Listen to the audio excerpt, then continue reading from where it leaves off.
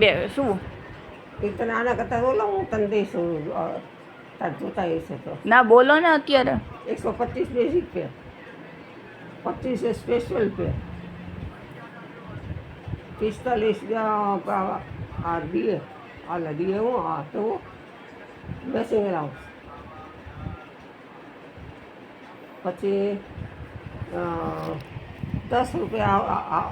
આપણે house rent 10 રૂપિયા washing allowance અને યુનિફોર્મ એલાઉન્સ શું ભાઈ